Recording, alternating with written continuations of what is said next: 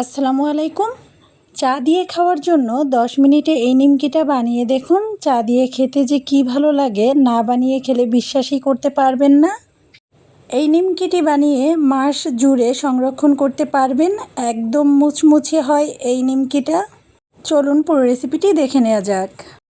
প্রথমেই একটা বাটিতে নিয়ে নিলাম 1 কাপ পরিমাণের ময়দা, আর নিয়ে নিলাম স্বাদ অনুযায়ী লবণ, 1 চা চামচ পরিমাণের চিনি, আর 1 চা চামচ পরিমাণের কালো জিরা। নিয়ে নিলাম 1 টেবিল চামচ পরিমাণের রান্নার তেল। এবার সব কিছু হাত দিয়ে ভালো করে মিশিয়ে নিলাম।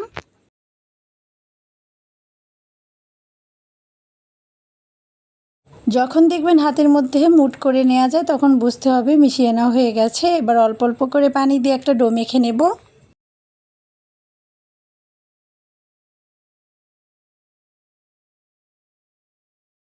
একসাথে পুরো পানিটা দেওয়া যাবে না, অল্প করে দিতে হবে আর ডো মেখে নিতে হবে।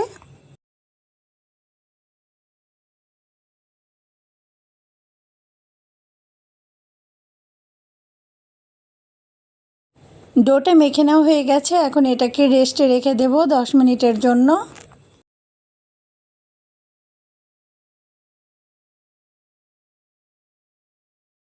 10 মিনিট পরে ডোটা কিন্তু আরও অনেকটা সফট হয়ে গেছে। এবার আমি নাস্তাগুলো তৈরি করে নেব। এই জন্য আমি প্রথমেই 2টা লিচি করে নিচ্ছি। প্রথমেই একটা লিচি দিয়ে আমি একটা রুটি বেলে নেব। সেজন্য কিছুটা শুকনো ময়দা নিয়ে নিলাম। এবার আমি একটা রুটি বেলে নেব।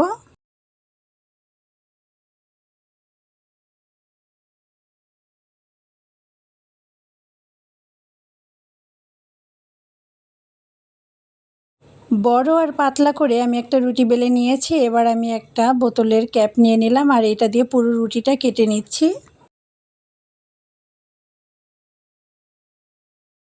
পুরো রুটিটা কেটে নেওয়া হয়ে গেছে। সাইডের এই অংশটা দিয়ে আমি আবার রুটি বেলে নেব।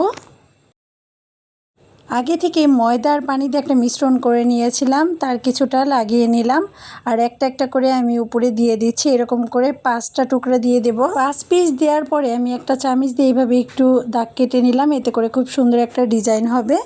নাস্তা ভাজার জন্য চুলায় একটা প্যানে পরিমাণ মতো তেল হালকা গরম করে আমি নাস্তাগুলো দিয়ে দিলাম। চুলার আঁচটা মিডিয়ামে রেখে ভেজে নেব। একটু সময় নিয়ে ভাজলে অনেক বেশি ক্রিস্পি হবে।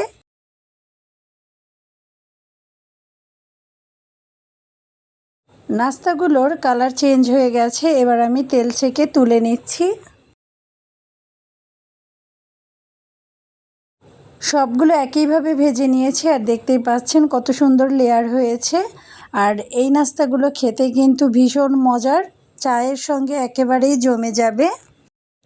বাসায় যদি হঠাৎ করে গেস্ট আসে, আপনারা কিন্তু এভাবে তৈরি করে দিতে পারবেন চটজলদি। চায়ের সাথে খেতে খুব বেশি পছন্দ করবে।